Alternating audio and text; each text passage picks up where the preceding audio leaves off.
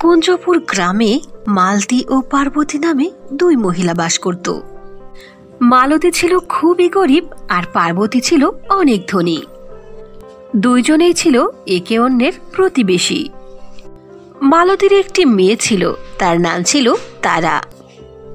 ওদিকে পার্বতীরও একটি মেয়ে ছিল, তার নাম ছিল সোনা। তারা আর সোনা দুইজনে একদিনেই জন্মগ্রহণ করে, এজন্য দুজনের বয়স একেবারে সেম ছিল। দুজনের বার্থডে প্রতি বছর একই দিনে আসত। সোনা অনেক বড় একটি প্রাইভেট স্কুলে লেখাপড়া করত আর তারা একটি সরকারি স্কুলে পড়ত। তারার মা মালতী সোনাদের বাড়িতে ঝাড়ু পোছার কাজ করত। মালাদের বাড়িতে কাজ করে যে কয় টাকা পেত তা দিয়েই কোনো মতে তাদের সংসার চলত। আবার কখনো কখনো সোনাদের বাড়ির বাঁচাকোচা খাবার মালতী তাদের বাড়ি নিয়ে যেত, আর সেগুলোই খেয়ে তারা দুই মা বেটি ঘুমিয়ে যেত। একদিন তারা তার মাকে বলল, মা মা তুমি সোনাদের বাড়ি থেকে কেন খাবার নিয়ে আসো?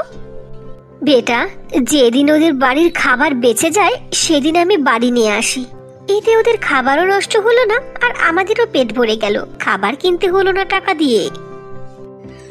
এভাবে করেই তো টাকা বাঁচিয়ে তোমার লেখাপড়ার খরচটা কোনো মতো চালাতে পারি, যাতে বড় হয়ে তুমি আমার মতো মানুষের বাড়িতে কাজ না করো, বড় একটু চাকরি করে অনেক ভালো জীবন চালাতে পারো। মা, তা তো বুঝলাম মা, কিন্তু বিকেলে যখন আমি বেড়াতে যাই তখন সোনা আমাকে অনেক কটু কথা শোনায়।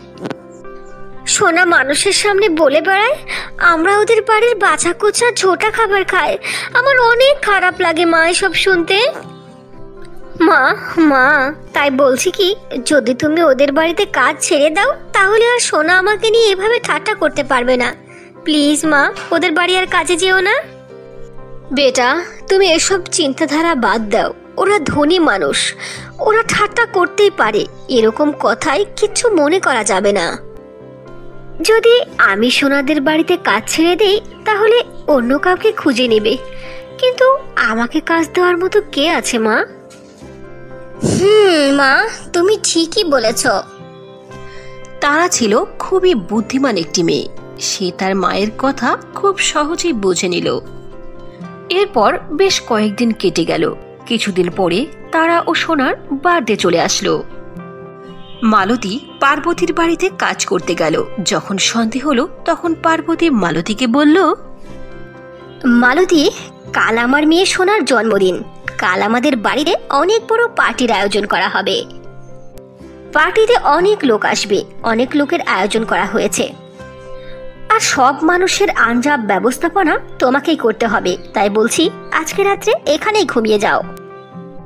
কিন্তু আপা, বাড়িতে আমার মেয়ে তারা আমার জন্য অপেক্ষা করে বসে থাকবে, আমাকে ছাড়াও ঘুমাবে না। আমাকে বাসায় যেতেই হবে। কাল সকাল সকাল না হয় আমি চলে আসব, আপনি চিন্তা করবেন না। কালকে খুব সকাল সকাল এসে আমি সব কাজ সামলে নেব। ঠিক আছে, তাহলে কাল সকাল সকাল এসে সব কাজ করে ফেলতে হবে কিন্তু। ঠিক আছে আফা, আমি সব সামলে নেব। একথা বলে পার্বতী সেখান থেকে চলে গেল। এরপর মালতী বাড়ির দিকে রওনা হলো। ওদিকে তারা ঘরের মধ্যে বসে তার মা আসার অপেক্ষা করতে লাগলো। তারা যখনই দেখলো তার মা বাড়ি ফিরে এসেছে তখন তারা দৌড়ে তার মায়ের কাছে এসে মাকে জড়িয়ে ধরলো। মামনি, অনেক দেরি হয়ে গেছে আমার, তাই না? তুমি কিছু খাওনি বোধ হয়। চলো, এক্ষুনি চলো, আমরা দুজন একসঙ্গে খাবার খাবো। এরপর মালতী প্লেটে খাবার নিয়ে তার মেয়েকে মুখে তুলে খাওয়ালো। খাবার খেতে খেতে তারা বলল, মা মা, কালকে তুমি কাজে যাবে না, সারাটা দিন আমার সাথে থাকবে। কেন, কি হয়েছে মামনি? সারাটা দিন তোমার সাথে কেন থাকবো? মা, তুমি তাহলে ভেবে দেখো। কিছুক্ষণ ভাবার পরে মালতী বলল, হ্যাঁ, কালকে তো আমার মামনিরও জন্মদিন, আমার মনে পড়ে গেছে। হ্যাঁ মা, এজন্যই বলছি, তুমি বলো কালকে তাহলে সারাটা দিন আমার সাথে তুমি থাকবে। মালতী তার মেয়েকে জড়িয়ে ধরল আর বলল, মামনি সোনা আমার, কালকে যে আমাকে কাজে যেতেই হবে, কারণ কালকে পার্বতীর মেয়ে সোনারও জন্মদিন। সোনার বার্থডেতে অনেক বড় পার্টি হবে। পার্বতী বুবু তো আমাকে ওখানেই আজকের রাত্রে থাকতে বলেছিল। শুধু আমি ওখানে থাকিনি তোমার জন্য, কালকে তো আর থাকা যাবে না। কালকে আমাকে ওখানে আর্জেন্ট যেতে হবে। ওখানে অনেক কাজ, সব কাজ আমার এই দুহাতে সামলাতে হবে। যদি আমি কালকে না যাই তাহলে পার্বতী বুবু আমাকে কাজ থেকে বের করে দেবে। মালতীর কথা শুনে তারা সেখান থেকে দূরে চলে গেল আর মন খারাপ করে এক কোণে বসে থাকলো। সোনা, মামনি আমার রাগ করে না লক্ষ্মীটি। আমার কি মন চায় না যে আমার মেয়ের জন্মদিনে সারাটা দিন আমি তার সঙ্গে থাকবো? বলো, এটা আমার অপারগতা। তুমি আমার অপারগতাকে কেন বুঝছো না মামনি? আমার কি করার আছে বেটা? পেট পালনের জন্য মানুষের হুকুম তো শুনতেই হবে। তাছাড়া তোমার ভবিষ্যতের কথা তো চিন্তা করতে হবে, তাই না? জন্মদিন এবার না হোক, সামনে আরেকবার পালন করা হবে। জীবন পার করার জন্য টাকা পয়সা আর খাবার দাবার অনেক জরুরি। আমার কথা বোঝার চেষ্টা করো মামনি। এসব বলতে বলতে মালতীর চোখ থেকে পানি পড়তে লাগলো। মালতী কেঁদে ফেলল। মাকে এভাবে কান্না করতে দেখে তারা খুবই কষ্ট পেল। তারা তার মাকে জড়িয়ে ধরে বলল, ঠিক আছে মা, তাহলে তুমি কালকে কাজে আমাকেও তোমার সাথে নিয়ে যাবে। আমিও তোমার সাথে ওখানে যাব। আমি ওই বাড়িতে এক কোণে দাঁড়িয়ে ওদের পার্টি দেখবো মা, ঠিক আছে? ঠিক আছে তারা, তুমিও আমার সঙ্গে যাবে। এরপর যখন সকাল হলো তখন তারা দুই মা বেটে চলে গেল সোনাদের বাড়িতে। সোনাদের বাড়িকে অনেক সুন্দর করে গম্বুজ আকৃতিতে সাজানো হয়েছে। বেটা, তুমি এখানেই দাঁড়িয়ে থাকো, আমি ঘরের কাজে লেগে যাব, ঠিক আছে? মালতী তারাকে ঘরের একটি কোণে বসিয়ে রেখে সে নিজে কাজে চলে গেল। বাড়িতে বিভিন্ন রকমের খাবার তৈরি করা হচ্ছে আর মেহমানের আনাগোনা। বাড়িতে গান বাজনারও আয়োজন করা হয়েছে। খুশিতে সবাই মোহমো অবস্থা। তারা তার অভূত চোখ দ্বারা সবকিছু দেখতে লাগলো। এভাবে সন্ধ্যা হয়ে গেল। সন্ধ্যের সময় অনেক মেহমান বিভিন্ন রকম সুন্দর সুন্দর জামা কাপড় পরে সেখানে আসতে শুরু করলো। আর সোনাও অনেক দামি একটি লেহেঙ্গা পরে খুবই সুন্দর করে সাজে বড় একটি কেক কাটতে লাগলো। আর ওই পার্টিতে আসা সকল মেহমানরাই সোনাকে অনেকগুলো গিফট দিল। এরপর হঠাৎ করে সোনার চোখ পড়ল যে তারা এক কোণে দাঁড়িয়ে এই সব কিছু দেখছে। তখন সোনা তার কিছু ফ্রেন্ডসদেরকে সাথে করে তারার কাছে গেল আর তাকে নিয়ে মস্করা করতে লাগলো। দেখো, দেখেছো তারা কি করে বড় বড় চোখ করে ড্যাব ড্যাব করে তাকিয়ে এই সব কিছু দেখছে। জীবনে তো ও আর কখনো এরকম পার্টি দেখেনি, আর জীবনে কোনোদিন তো ও এরকম ভাবে পার্টি এনজয় করতে পারবে না। ওর জীবনে শুধু স্বপ্ন আর স্বপ্ন। দেখ তারা, সব কিছু দেখ। জীবনে কোনোদিন তো আর বার্থডে সেলিব্রেট করতে পারিসনি। নিশ্চয় আজকে তোমারও বার্থডে। দেখো তুমি তোমার বার্থডেতে কি করছো আর আমি কি করছি। আমি আমার জন্মদিনের পার্টি এনজয় করছি আর তুমি শুধু আমাকে দেখছো চেয়ে চেয়ে। তুমি তোমার জন্মদিনে ছোট্ট একটি কেক কাটবে, এটারও সামর্থ্য নেই তোমাদের। আমার ড্রেস দেখো আর আমার গিফট দেখো, এই সব কিছু অনেক দামি দামি। আমার মতো সুখের জীবন স্বপ্নেও পালন করতে পারবা না। এ কথা বলে সোনা তার ফ্রেন্ডসদের সঙ্গে সেখান থেকে চলে গেল। সোনার এসব অপমান শুনে তার আর অনেক বেশি খারাপ লাগলো আর সে বাড়ি ছেড়ে বাইরে একটি পার্কের মধ্যে চলে গেল। সে পার্কের মধ্যে একটি বেঞ্চের উপর বসে খুবই কান্না করতে লাগলো। তারাকে কান্না করতে দেখে একজন বৃদ্ধ মহিলা তার কাছে আসলো আর বলল, কি হয়েছে বেটা, তুমি এভাবে কান্না করছো কেন? কি করবো বুড়িমা, তাছাড়া কান্না ছাড়া আমার কপালে কি আর আছে? আমাদের প্রতিবেশী সোনারার জন্মদিন, আমারও জন্মদিন। ওর জন্মদিনে কত আনন্দ করছে, কত আনন্দ উল্লাস করে পার্টি এনজয় করছে, আর আমি আমার জন্মদিনে পুরনো ছেঁড়া কাপড় পরে কান্না করছি। ঠিক আছে বেটা, সামান্য এইটুকু বিষয় নিয়ে তুমি কান্না করছো এভাবে? এইটুকু বিষয়? আপনার জন্য এটা এইটুকু বিষয় হতে পারে, কিন্তু আমার জন্য এটা অনেক বড় কিছু। তারার এই কথা শোনার পরে সেই বৃদ্ধা মহিলা তার আঙ্গুলে একটি চুটকি বাজালো। সঙ্গে সঙ্গে তার হাতে অনেক সুন্দর একটি কেক প্রকট হয়ে গেল। তারা, তোমার কষ্ট পাওয়ার কোনো দরকার নেই। নাও, এই কেকটা নাও। তুমি যখন এই কেকটা কাটবে আর যারা যারা এই কেক খাবে তারা সবাই তোমাকে দোয়া করবে, আর সেই দোয়া তোমার জন্য সত্যি হয়ে যাবে। আর এই কেক যদি তোমার জন্মদিন ছাড়া অন্য দিনে কাটা হয়, তাহলে যারা যারা এই কেক খাবে তারা তার জন্য বদদোয়া করবে। আর হ্যাঁ, একটি কথা সবসময় মনে রাখবে, এই কেক কখনোই নষ্ট হবে না। ব্যাস বুড়িমা, অনেক দেখেছি। আপনি আমাকে কি মনে করেছেন? এই ছোটখাটো জাদু দেখে আমাকে ভুলিয়ে ফালিয়ে ফুসলিয়ে একেবারে আমার দুঃখ দূর করে দেবেন? আসলে বেটা, আমি ছিলাম একজন জাদুকরণী। যখন আমি জোয়ান ছিলাম তখন অনেক রকমের জাদু করতাম, কিন্তু এখন আমি বৃদ্ধা হয়ে গেছি, এই জন্য এখন আর আমি অতটা জাদু করতে পারি না। কিন্তু তোমাকে আমি অনেক দুঃখী দেখলাম, এজন্য আর কি এই ছোটখাটো জাদু করলাম তোমার জন্য। তারা এই কথা শুনে খুবই আশ্চর্য হলো। এরপর ওই ছোট্ট কেকটাকে নিয়ে বাড়ি চলে আসলো। এরপর বাড়িতে পৌঁছে সে তার মা আসার জন্য অপেক্ষা করতে লাগলো। ওদিকে পার্টির মধ্যে মালতী সকল কাজ শেষ করে সে তার মেয়ে তারাকে খুঁজতে লাগলো। তখন ওই পার্টির মধ্যে থেকে একজন মেয়ে মালতীকে বলল যে তার মেয়ে সেখান থেকে চলে গেছে। তখন মালতী মনে করলো যে তারা তার বাড়ি চলে গেছে। তখন সেও বাড়িতে খুঁজতে এলো তারাকে। বেটা, তুমি পার্টি থেকে এত তাড়াতাড়ি কেন চলে এসেছো? আর তোমার হাতে কেকটা কিসের? কে দিয়েছে তোমাকে? এরপর তারা তার মা মালতীকে সেই কেকের সম্পর্কে সবকিছু বলল, আর এ কথাও বলল যে সেই কেক খাওয়ার পরে তার জন্য যা দোয়া করবে সব দোয়াই তার জন্য ফলে যাবে। আরে ওয়াও মামুনি, এটা তো অনেক ভালো কথা। চলো তাহলে আমরা কেকটা কেটে দেখি। এরপর তারা কেক কাটলো। কেক কেটে তার মা মালতীকে খাওয়ালো। কেক খেয়ে মালতী দোয়া করলো, বেটা, আল্লাহ তোমাকে সবসময় ভালো রাখুক, তোমার জীবন থেকে এই গরিবত্ব দূর হয়ে যাক। মালতী এই দোয়া করার সঙ্গে সঙ্গে তাদের ছোট ঝুপড়ি অনেক বড় ঘরে পরিণত হলো। এটা দেখে তারা দুইজনে অনেক হতভম্ব হলো আর খুবই খুশিও হলো। দেখেছো মা, বুড়ি আম্মার কথা একেবারে সত্যি হয়ে গেছে। এরপর থেকে তারা তার মা মালতীর সঙ্গে সেই সুন্দর ও বড় আলিশান বাড়িতে সুখে শান্তিতে দিন কাটাতে লাগলো। ওই কেকের ঘরের মধ্যে কোনো জিনিসেরই কমতি ছিল না। ওদিকে মালতীও সোনাদের বাড়িতে কাজ করা ছেড়ে দিল।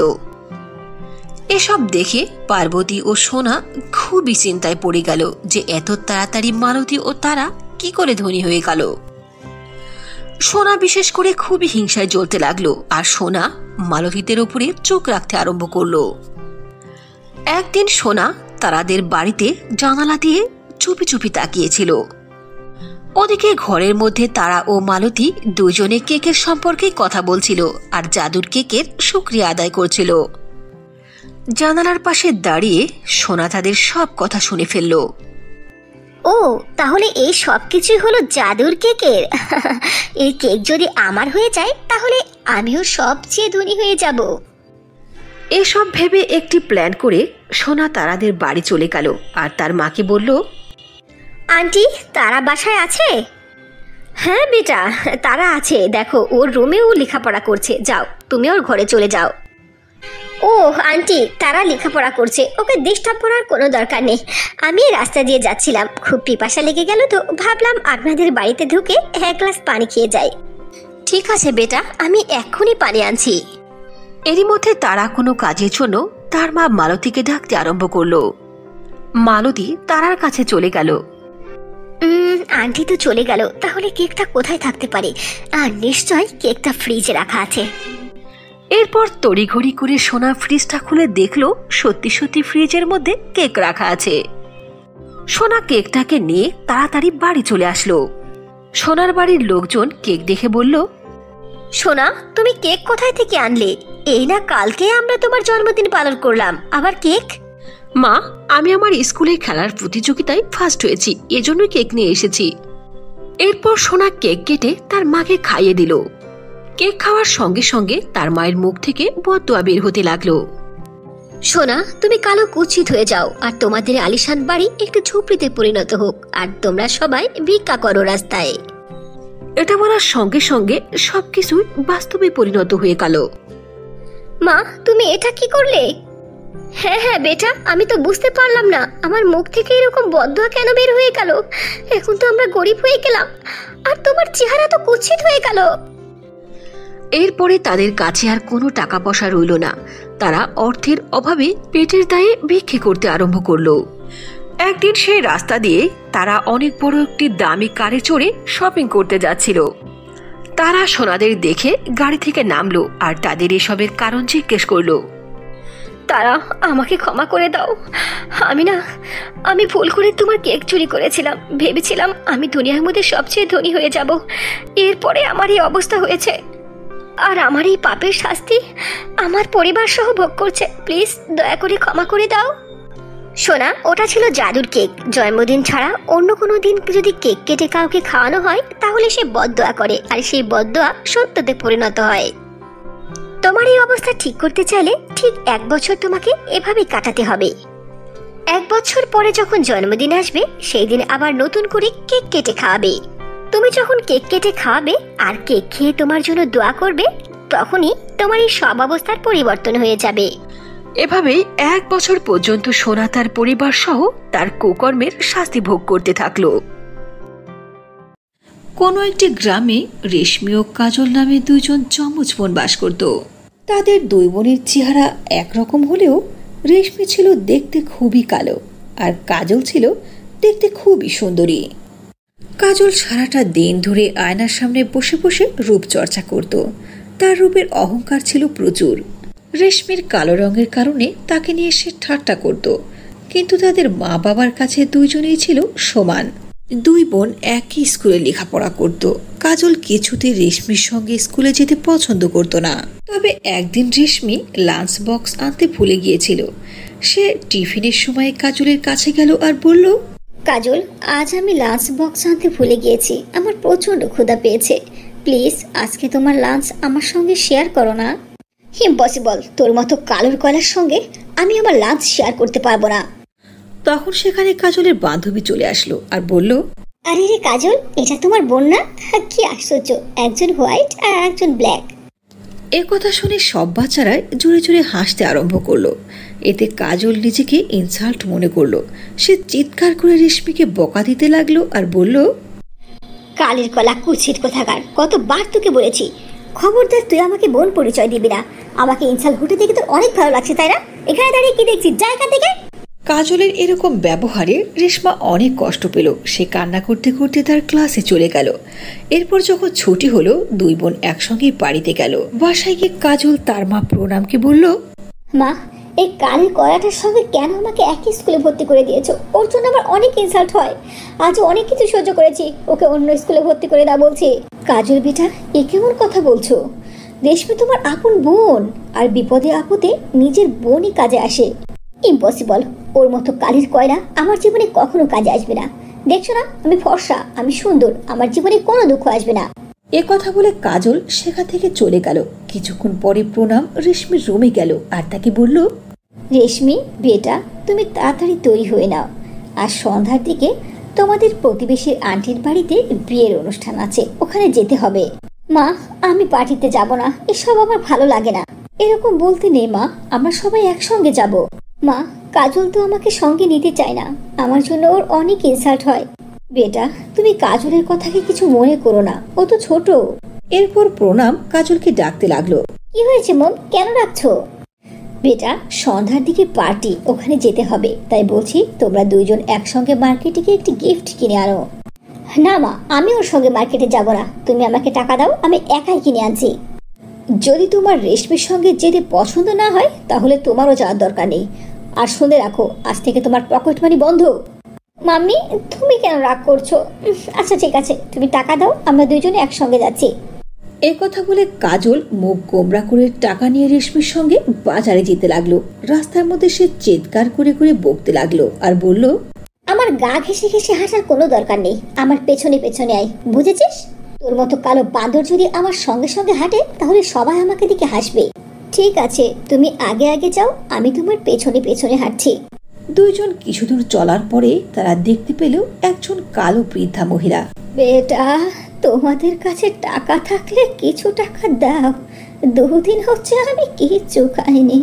চুপ কালো বুড়ি, তোকে 1 টাকাও দিতে পারবো না, সর রাস্তা থেকে। আমি কালো মানুষ একদম পছন্দ করি না, তার উপরে তুই বুড়ি, সর এখান থেকে। বেটা, আমার খুবই ক্ষুধা লেগেছে, যদি আমি কিছু খেতে না পাই তাহলে ক্ষুধায় মরে যাব। আল্লাহর ওয়াস্তে কিছু দান করো। মরলে মরে যা, তাতে আমার কি? আমি কালো মানুষ একদম পছন্দ করি না। খবরদার খবরদার, তুই আমার সামনে আসবে না, সর এখান থেকে। এ কথা বলে রাখতে রাখতে কাজল সেখান থেকে চলে গেল। আর পেছনে দাঁড়িয়ে রেশমি এসব দেখে বৃদ্ধা মহিলার প্রতি তার খুবই মায়া আসলো। রেশমি সেই বৃদ্ধা মহিলার কাছে গেল আর তাকে কিছু টাকা হাতে দিয়ে বলল, আম্মা, এই নিন টাকা, এ দিয়ে আপনি কিছু কিনে খেয়ে নিন। বেটা, তুমি অনেক ভালো, আমার মতো একজন বৃদ্ধা মহিলাকে সাহায্য করেছো। আর আগের ওই মেয়েটা খুবই খারাপ, ওর মনে কোনো দয়া নেই। আম্মা, ওটা আমার বোন, আপনি ওনাকে ক্ষমা করে দিন, ও আসলে অনেক ভালো মেয়ে। বেটা, তুমি এটা ভুল বলছো, ওই মেয়ে অনেক অহংকারী, ও শুধু সুন্দরকেই পছন্দ করে, অসুন্দর মানুষদেরকে মোটেও দেখতে পারে না। এ কথা বলে সেই বৃদ্ধা মহিলা খুবই সুন্দর পরীতে প্রকট হয়ে গেল। পরীতে প্রকট হতে দেখে রেশমি খুবই আশ্চর্য হয়ে গেল। তখন পরী রেশমিকে বলল, রেশমি, তুমি ভয় পেও না, আমি হলাম একজন পরী, আমি আমার বেশ পাঠিয়ে মানুষদেরকে পরীক্ষা নেই। আজ পর্যন্ত এভাবে আমি যত মানুষকে পরীক্ষা করেছি সবাইকে দেখেছি লোভী, আর মনের মধ্যে কোনো না কোনো উদ্দেশ্য নিয়ে থাকে, কিন্তু এই প্রথম দেখলাম তুমি অনেক ভালো একটি মেয়ে, এই জন্য আমি তোমাকে সাহায্য করতে চাই। এই নাও স্বর্ণমুদ্র। না না পরিচি, আমার এসব কিচ্ছু চাই না। রেশমি, আসলে তুমি না অনেক ভালো একটি মেয়ে, চলো আমি তোমাকে আমাদের জাদুর কুয়ার কাছে নিয়ে যাই। এ কথা বলে ওই পরী রেশমিকে জাদুর কুয়ার কাছে নিয়ে গেল। আর জাদুর কুয়ার মধ্যে থেকে একটি চকমকে লেহেঙ্গা ও জাদুর লিপস্টিক বের করলো। আর সেই পরী সেই জাদুর লিপস্টিক ও লেহেঙ্গা রেশমাকে উপহার দিয়ে বলল, রেশমি, এই নাও জাদুর লিপস্টিক ও লেহেঙ্গা, যখনই তুমি এগুলো পরবে তখনই দেখতে তুমি খুবই সুন্দরী হয়ে যাবে। আর এই জাদুর লিপস্টিক তোমার মনের সকল আশা পূর্ণ করবে। তুমি তাড়াতাড়ি এই জাদুর লিপস্টিক ও লেহেঙ্গা নিয়ে বাড়ি চলে যাও। এরপর রেশমি পরীকে ধন্যবাদ জানালো। তারপর পরীর দেওয়া সুন্দর লেহেঙ্গাটি পরিধান করলো। সেই জাদুর লেহেঙ্গা পরার সঙ্গে সঙ্গে সে দেখতে অনেক সুন্দরী হয়ে গেল। নিজেকে এত সুন্দর হতে দেখে রেশমি খুবই খুশি হলো। সে খুশিতে নাচতে আরম্ভ করলো। এরপর সে জাদুর লিপস্টিক নিয়ে রাস্তায় চলতে লাগলো। চলতে চলতে সে ক্লান্ত হয়ে গেল। সে ক্লান্ত হয়ে একটি গাছের নিচে বসলো আর বলল, ইস, হাঁটতে হাঁটতে আমার পা ব্যথা হয়ে গেছে, যদি আমার কাছে একটি গাড়ি থাকতো তাহলে গাড়িতে উঠে আরামে বাড়িতে যেতে পারতাম। এত রাস্তা আমি কি করে যাব? বাড়িতে তো মা বাবা আমাকে নিয়ে চিন্তা করছে, এখন কি করা যায়? তখন হঠাৎ করে রেশমার মনে হলো পরীর দেওয়া সেই জাদুর লিপস্টিকের কথা। সে ওই জাদুর লিপস্টিক তার ঠোঁটে লাগানোর সঙ্গে সঙ্গে রেশমির কাছে অনেক সুন্দর একটি গাড়ি প্রকট হয়ে গেল। নিজের সামনে এত দামি গাড়ি দেখে রেশমি খুশিতে নাচতে আরম্ভ করলো। এরপর গাড়ির মধ্যে উঠে সে বাড়িতে চলে গেল। রেশমিকে এত দামি গাড়িতে চড়ে আসতে দেখে কাজল ও তার মা প্রণাম প্রচন্ড আশ্চর্য হয়ে গেল। তারা নিজেদের চোখে বিশ্বাস করতে পারছিল না। আর যখনই সে গাড়ি থেকে নামলো তখন তার মা রেশমিকে বলল, রেশমি বেটা, এসব কি? তোমাকে তো দেখতে অনেক সুন্দর লাগছে, আর এই গাড়ি কোত্থেকে আসলো? রেশমি মুচকি হেসে জাদুর কোয়া, পরী, জাদুর লিপস্টিক ও লেহেঙ্গা সবকিছু সম্পর্কে খুলে বলল। সব কথা শুনে প্রণাম খুবই খুশি হলো, কিন্তু কাজল মনে মনে জ্বলে আগুন হয়ে গেল। দেখো কাজল, তোমার বোন কত সুন্দর হয়ে গেছে, এখন তো আর বোনকে নিয়ে কোনো প্রবলেম নেই তোমার, ঠিক বলিনি? হ্যাঁ হ্যাঁ, তোমার মেয়েকে একেবারে বিশ্ব সুন্দরী লাগছে। এ কথা বলে মুখ গোমরা করে কাজল তার রুমে চলে গেল আর মনে মনে ভাবতে লাগলো, এই জাদুর লিপস্টিক আমার কাছে থাকা চাই। এই জাদুর লিপস্টিক লাগিয়ে আমি দেখতে পৃথিবীর মধ্যে সবচেয়ে সুন্দরী মেয়ে হয়ে যাব। আমার থেকে রেশমি সুন্দর হবে এটা আমি কিছুতেই মেনে নিতে পারবো না। আমি যখন অনেক ধনী হয়ে যাব তখন আর এই মহলে এদের সঙ্গে থাকবো না। আমি অনেক বড় অট্টালিকা নিয়ে নেব আর ওখানে আরাম আয়েসে থাকবো। এসব ভেবে কাজল চুপ করে রেশমির ঘরে প্রবেশ করলো আর তার জাদুর লিপস্টিক চুরি করে তার রুমে নিয়ে আসলো। আমার কি যে আনন্দ লাগছে। এখন আমি এই জাদুর লিপস্টিক আমার ঠোঁটে লাগাবো। আমি দেখতে খুব সুন্দরী হয়ে যাব। এ কথা বলে কাজল যখনই জাদুর লিপস্টিক তার ঠোঁটে লাগালো, সঙ্গে সঙ্গে সে দেখতে কুৎসিত ও বৃদ্ধা মহিলাতে পরিণত হলো। আয়নার মধ্যে নিজের চেহারা দেখে কাজল চিৎকার করতে শুরু করলো। কাজলের চিৎকারের আওয়াজ শুনে রেশমি ও প্রণাম দৌড়ে তার কাছে গেল। আর কাজলকে দেখে তারা মোটেও চিনতে পারল না। তখন রেশমি বলল, আরে রে, কাজলের রুমে এই বৃদ্ধা মহিলা কোত্থেকে আসলো? এই বুড়ি, কথা নাই বার্তা নাই, এই ঘরে কেন প্রবেশ করেছো? হ্যাঁ, কি চাই তোমার? মা, আমি তো অন্য কেউ না, আমি তোমার মেয়ে কাজল। কি, তুমি কাজল? তুমি এরকম কালো আর বুড়ি হয়ে গেলে কি করে? মা, আমি রেশমির সৌন্দর্য দেখে আমি হিংসায় থাকতে পারিনি। আমি ওর থেকে সুন্দর হওয়ার জন্য ওর জাদুর লিপস্টিক চুরি করে ঠোঁটে লাগিয়েছি, আর আমি এমনটা হয়ে গেছে। মা, আমি আমার ভুল বুঝতে পেরেছি। রেশমি, প্লিজ আমাকে ঠিক করে দাও। আমি আর জীবনে কখনো এমনটা করব না। আমি বুঝে গেছি মানুষের চেহারার সৌন্দর্যের কোনো দাম নেই। আসল সৌন্দর্য তো হলো মনের সৌন্দর্য।